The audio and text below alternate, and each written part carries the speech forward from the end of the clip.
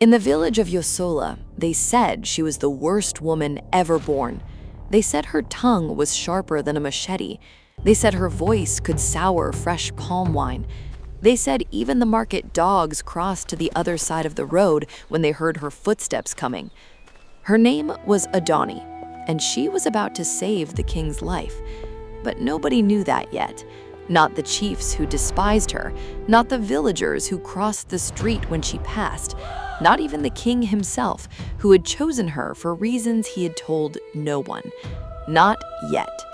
Stay with me, because by the time this story ends, you will never again be too quick to judge the person in your life who speaks too loudly, loves too fiercely, and refuses to pretend that everything is fine. Before we go any further, if you are new here, take 1 second right now to subscribe and hit the notification bell. New stories come to this channel every day, and you truly do not want to miss where this one goes. Now, let us go back to Yosola. Let us go back to Adoni. If you asked anyone in the village of Yosola who the most beautiful woman was, they would point without hesitation to Feke, the daughter of the wealthiest cloth merchant in the district. Feke was gentle as morning dew. She walked with the unhurried grace of a river that knew exactly where it was going. When she spoke, her voice fell on the ears like cool water on a hot afternoon. But if you asked anyone who the most difficult woman in Yosola was, the one whose name made market sellers check their prices twice and mothers cover their children's ears out of caution, every single person, without a moment's hesitation, would say the same name: Adoni. Adoni was not ugly. She was, in fact, striking, tall, dark-skinned, with eyes that burned like coals under bellows. But her character was so fiery it could warm an entire compound in Harmattan season, and not always in a pleasant way. She was the daughter of Baba Segu, a humble palm wine tapper who had spent 40 years being kind to everyone in the village and could not understand even now where this daughter had come from. Her mother, Mama Segu, spent at least 3 afternoons a week apologizing to neighbors for things Adoni had said at the market, at the stream, or simply while passing someone on a path, and deciding that they needed to hear a truth they had not asked for. Nobody was safe. "Mama Toby, you are selling these peppers as if they were made of gold and watered with morning dew," Adoni announced one bright market morning, her voice cutting through the noise of 100 conversations like a blade through ripe papaya. "They are rotten at the edges and everyone here can see it. Return my change or I will overturn this basket and let the goats decide what it is worth." Mama Toby, who had sold peppers in that market for 30 years and been respected for every single one of them, trembled slightly. "Adoni, please lower your voice. The transport prices have increased." And transport? Adoni clapped her hands together once, the sharp sound silencing even the chickens nearby. "Does your pepper travel by private vehicle? Does it wear perfume? Lower your prices or lower your expectations of my silence. I have neither." A young man nearby, well-built and considered by most in the village to have excellent prospects, stepped forward with the intention of making peace. Adoni looked at him the way a hawk looks at something small and unfortunate on the ground below. "Because you planted 3 rows of yam, you think you can interrupt adult conversation? Go and wash the red earth off your hands and come back when you have something useful to contribute." The man retreated. The crowd exhaled. Adoni collected her correct change, produced one long and magnificent hiss of satisfaction, and walked away with the confidence of someone who had just won a war that everyone else had been too frightened to start. This was simply Adoni on an ordinary Tuesday. She had no friends. She had victims and witnesses, and occasionally people who would later admit in private that she had been completely right, but only in private and only years later.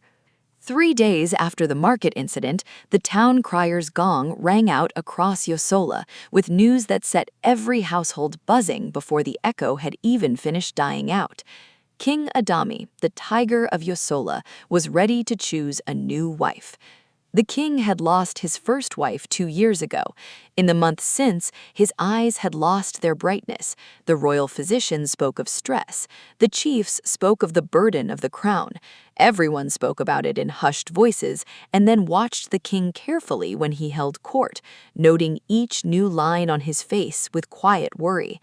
The chief's council, led by the high chief Belogu and the ever-smooth-tongued chief Otun, had been pressing the king to remarry for months.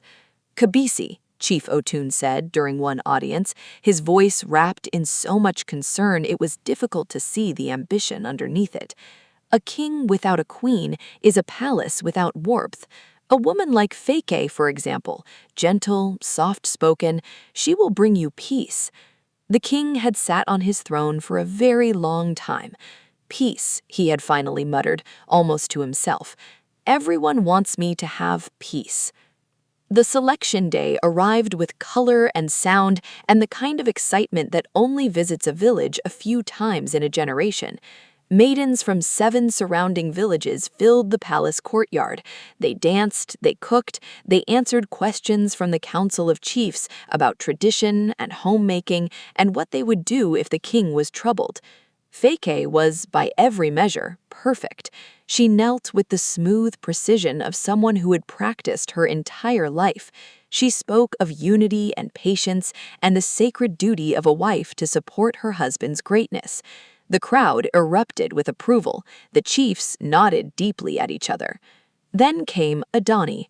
Her mother had begged, her father had threatened, her uncle had sat outside her door for 2 hours explaining quietly that this was not the occasion for her particular brand of honesty. Adoni had come anyway. She wore a simple wrapper in a deep print, no elaborate headgear, no tower of beads around her neck. She stood before the council and looked at them the way someone looks at a ledger they're about to audit. Chief Belogu leaned forward with the smile of someone who had already decided the answer. "Young woman, if the king ever made you angry, what would you do?"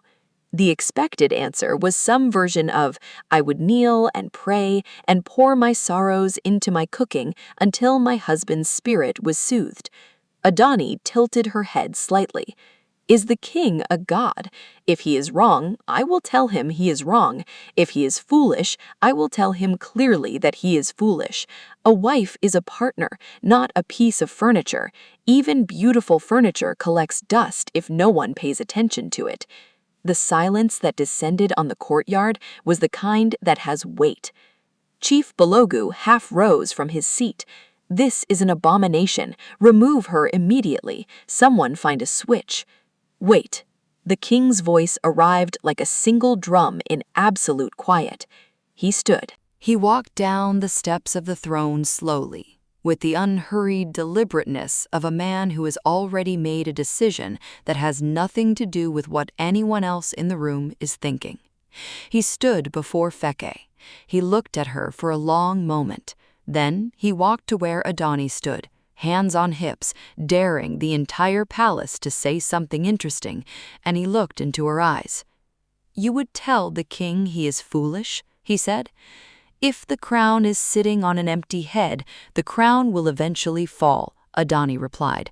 "It is better that the head knows in advance." The corner of the king's mouth moved. It was the first time anyone in the palace had seen him smile in 2 years. "I have made my choice," he announced, turning back to the assembled crowd. "The new queen of Yosola is Adoni." The silence was louder than thunder. Chief Belogu swayed on his feet and had to be steadied by his attendant. Adoni's father, who had come to watch from a respectful distance and had been praying continuously since her name was called, sat down heavily on the ground and stared at nothing. Even Adoni looked briefly genuinely surprised. "Me?" she asked. "You," the king confirmed. "Prepare for the wedding." The village of Yosola had opinions, many opinions, loudly held and freely shared. She used spiritual water, someone said. She mixed something into his food before the selection, another insisted. No one considered, even for a moment, that the king might simply have known exactly what he was doing. The wedding was held. Adoni became Queen Adoni, and the palace, which had operated under the peaceful and careful management of people who had been stealing from it for years, was never the same again. On her very first morning as queen, Adoni walked into the royal dining room and found the elaborate breakfast that the head cook, a man who had served 3 kings with considerable pride, had laid out for the king's inspection. She sniffed the air once, she dipped one finger into the soup, tasted it carefully, and then turned to the head cook with the expression of someone who had solved a problem they had been patient about for long enough. "This soup tastes like salt and disappointment," she said. "Who told you that a king's body is a place to store sodium? You are cooking for a man, not preserving fish for transport. From today, I cook for my husband. You may go and find something else to oversee." She picked up a wooden spoon. The head cook, who had never in 40 years of royal service been chased from a kitchen by anyone ever, found himself standing in the palace hallway, holding his tasting cloth and trying to understand what had just happened. The king ate Adoni's food that evening, simple, hot, balanced. He slept through the entire night for the first time in months. A week later, Adoni walked through the royal chambers while the maids were cleaning and found them engaged in a conversation so interesting they had forgotten to actually move any dust from one location to another. "Is this how the palace stays clean?" she demanded, taking a broom from the nearest maid. "You were redistributing the same dust from window to floor and calling it work? If I find one surface tomorrow that I can write my name on, you will spend the afternoon cutting grass from here to the river." The staff cleaned with a focus they had not previously known themselves capable of. The following week, Adoni reviewed the royal treasury accounts and found that the palace had been purchasing soap at 10 times the market rate for at least 3 years. She found the treasurer, took him by the collar of his robe, and walked him directly into the king's court. "Cabiese," she announced, dropping the leather-bound account book at the foot of the throne, "this man has been buying 1 bar of ordinary soap for the price of a young goat for 3 years. Either the soap is performing miracles I have not witnessed, or someone has been making a profit at your expense. I would like to know which." The treasurer was sacked before afternoon. The chiefs watched all of this with deepening expressions of concern. Their pockets were emptying, the contractors who used to bring them gifts in exchange for overpriced palace contracts had been chased away by a queen who inspected everything personally and seemed to have infinite energy and no interest whatsoever in being liked. Chief Otun and Chief Balogu met in a small room behind the royal stables one night, speaking in voices barely above a whisper. "She is going to find the land records," Chief Balogu said, his forehead shining with perspiration. "If she finds those papers, everything we sold in the Western District—" "She will not find them," Chief Otun interrupted, "because she will not be here." He reached into the folds of his outer robe and produced a small clay vial no larger than his thumb. The other chief stared at it. "It has no taste, no smell. It dissolves completely in wine. It first creates madness. The victim tears their clothes, speaks in confusion, attacks those around them. Then the heart gives out. By the time anyone understands what happened, it looks nothing more than a sudden affliction." Chief Balogu was quiet for a moment. Then he asked the question they both already knew the answer to. "Who delivers it?" They said the name together. Feke. Feke had never considered herself a dangerous person. She was gentle, she was kind. She had been, by every measure the village used, the correct choice for queen. She had smiled and kneeled and spoken beautifully on selection day, and she had gone home afterward and cried privately and then composed herself and decided to accept what the gods had decided. She had not expected Chief Otun to find her. He came with a story carefully constructed to fit the shape of her grief. He told her the gods were displeased. He told her the king had confided in the council that he felt trapped. He told her that what was in the vial was not poison, but a truth remedy, something that would make Adoni's true character visible to everyone, strip away whatever she had used to cloud the king's judgment, and allow things to return to the natural order. Feke listened. Ambition, even in gentle people, lives somewhere. It simply waits for someone to offer it a reasonable justification. She took the vial.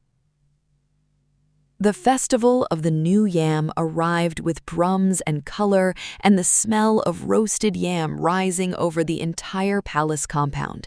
The king sat on his throne looking stronger than he had in years, his skin clear, his posture steady. Beside him sat Adoni in deep purple, her headgear tied high, her expression the expression she wore to every public occasion, the expression of someone calmly waiting for someone to try something. At the peak of the celebration, Chief Otun gave a signal, so small only those waiting for it would have noticed. Feke stepped out from the line of dancers, holding a golden ceremonial goblet. She walked with perfect grace, every step a small poem, until she knelt before the royal table. "Kabiese," she said, her voice carrying warmth that was not entirely manufactured. "Tiger of Yosola." And to the queen, "The women of this village wish to honor you today. We know the work of the palace is heavy. We know there has been difficulty in the past. But today is a day of new beginnings, and we offer this cup as a sign of unity and of peace." The crowd murmured with the particular approval people reserved for exactly the kind of thing they were hoping someone would eventually do. Adoni looked at the goblet. She looked at Feke's carefully arranged expression of warmth. She looked at the chiefs, who were smiling in the relaxed way that people only smile when they believe they have already won. Adoni stood up. She slapped the goblet from Feke's hands. The wine arced through the air and landed across Feke's expensive ceremony cloth. The goblet rolled across the stone floor with a sound that seemed to go on forever in the sudden silence. "You have never greeted me since the day I became queen," Adoni said, her voice measured in a way that was somehow more frightening than shouting. "Not once. And today, on a feast day, you bring me wine and speak to me of peace? Either you think I am very stupid, or you believe I have no memory. I have both memory and intelligence, and neither of them trusts this cup." The crowd erupted. The king rose from his throne, his voice sharp. "Adoni, that is enough. You have insulted a guest in public. Apologize to her now." Adoni looked at her husband. "If you want a wife who drinks whatever is handed to her with a smile, Kabiese," she said quietly, "you married the wrong woman. I will not apologize for refusing to be polite about something that does not feel right." She walked away from the festival. The king sat back down. The chiefs settled into their seats. Feke was helped from the ground by attendants, trembling but unharmed. The evening appeared to be over. It was not over. Later that night, while the palace servants were clearing the remnants of the celebration in the courtyard, a young guard standing near the high table noticed a village dog that had wandered through the gate and found the wine pooled on the stone where the goblet had fallen. The dog lapped it up. The guard watched, intending to chase it away. He did not have time. The dog froze in place. Then it let out a sound the guard would describe afterward as unlike any sound he had ever heard an animal make. Not quite a howl, not quite a scream, something in between. It spun in tight circles, snapping at air, attacked a wooden chair with its teeth until its gums bled, then fell completely still, dead. The guard stood in the empty courtyard in the silence and looked at the stain on the floor and understood all at once what had almost happened. He ran. The king was still awake when the guard arrived at his chamber door, panting and barely coherent. He listened to the account with a stillness that comes from hearing something you feared but somehow already knew. Then he went to Adoni's chamber. She was packing a bag. Her eyes were dry, but her jaw was set in the way jaws are set when someone has decided to be finished with something. "I am going to my father's house," she said without turning around. "I fight your enemies without being asked to. I fight your staff to protect your health. I expose people who steal from your treasury, and you shout at me in front of the entire village. I am tired." The king crossed the room and took the bag from her hands. "Sit down," he said. "I have something to tell you." What he told her had been sealed inside him for 3 years. His father, the former king, had not died of age or ordinary illness. He had been poisoned slowly by people who kneeled beautifully, who spoke in soft voices, who brought gifts and called him Great Tiger while they mixed things into his food and adjusted the accounts and sold land that belonged to the kingdom. "I knew they were doing the same to me," the king said. "I felt it.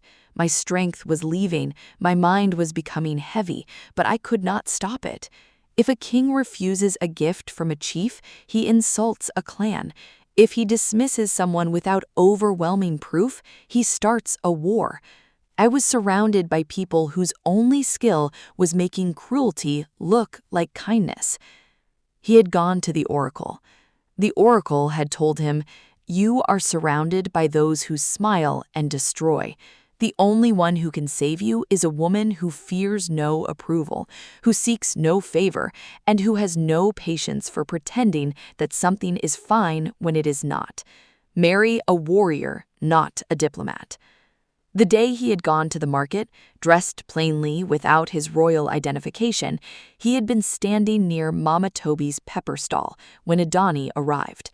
He had watched her argue. He had watched her refuse to back down. He had watched her hold truth like a weapon she had no intention of putting down, regardless of who was watching. He had returned to the palace and told the council to prepare for a selection. He already knew who he was choosing. "When I stood at the festival tonight, watching the chiefs smile," he said, "I did not know what they had put in that cup, but you knew something was wrong. Your instincts have never needed evidence. They have always simply been correct." Adoni sat very still for a long moment. "So that farmer at the market," she said slowly, "the one I told to go and wash his face?" "Yes, that was you." The king nodded. Adoni looked at the ceiling. Then she looked at her husband. "You could have told me this from the beginning," she said. "Would you have believed me?" She thought about it honestly. "No." "No," the king agreed. "You needed to see it yourself, and now you have." Adoni stood. She straightened her wrapper. The fire in her eyes was back, but it had changed temperature, from wild heat to the focused, directed kind. "Chief Otun and Chief Belogu. Yes. Feke. Yes." She smoothed her headgear. "Kabiese," she said. "I am not going to my father's house." The next morning, the king summoned the full village to the palace courtyard. The chiefs arrived looking confident. They believed the summons was about Adoni's disgraceful behavior at the festival. They stood near the front, already composing their expressions of careful concern. The king sat on the throne. Beside him sat Adoni. She was not smiling. She had the expression of someone who has been waiting a long time to begin. "People of Yosola," the king began, "yesterday at the festival of the New Yam, a great crime was attempted in this palace." Chief Otun stepped forward smoothly. "Kabiese, the queen insulted a respected guest in front of the entire village. This is what we have come to address." Silence. The king's voice had not been that strong in 3 years. It moved through the courtyard and reached every corner and silenced everything it touched. "Bring the animal," the king commanded. Guards carried in the dog, still and stiff on a flat board. The crowd murmured. "This dog died last night. It died within moments of drinking the wine that was brought to the queen in that golden cup." He looked at Feke. He looked at the chiefs. He looked at Chief Otun with the particular patience of someone who is in no hurry because there is nowhere left to run. "Feke," he said quietly, "I have kept the cup. It still has wine remaining. Would you like to drink it now and prove to us all that the wine was nothing more than wine?" Feke's composure had been holding by a thread since she first arrived that morning. The thread broke. She collapsed where she stood, weeping with the full force of someone whose understanding of what they have almost done has arrived at all once. "It was Chief Otun," she said, her voice barely holding itself together. "He told me it was a truth remedy. He said it would not harm her. He threatened my father's property if I refused. I did not know it would kill her. I did not know." Chief Otun turned to leave. The guards had anticipated this. Chief Balogu attempted to disappear into the crowd. Adoni pointed. "That one also," she said. "He has been meeting with the royal treasurer in the stable at night for at least 6 months. I have been watching." Chief Balogu stopped. The truth that emerged over the next 3 days was larger and older and more expansive than the village had imagined. Land sold illegally, accounts adjusted carefully, a king slowly weakened through his food over months, contracts given to people who shared the profit with those who had approved them. All of it surrounded by good manners and correct protocol and the appearance of deep, devoted loyalty. Adoni had been the only person in the palace too loud and too certain and too unconcerned with being liked to be useful to them. The chiefs were banished from Yosola. Feke was not banished, but she spent 5 years in genuine labor and reflection, and what emerged from those 5 years was a version of herself that her gentleness, left undisturbed, might never have produced. Years later, King Adami and Queen Adoni sat on the palace balcony as evening fell over Yosola. Their children played in the courtyard below, loud, stubborn, energetic children who argued with palace guards about the rules of their games and never simply accepted the first answer they were given. The king watched his son challenge an older guard to reconsider a decision and laughed quietly. "That boy is you entirely," he said. "Good," Adoni replied, not looking up from her palm wine. "The world already has enough people who keep quiet when something is wrong. He will be a lion, not a sheep."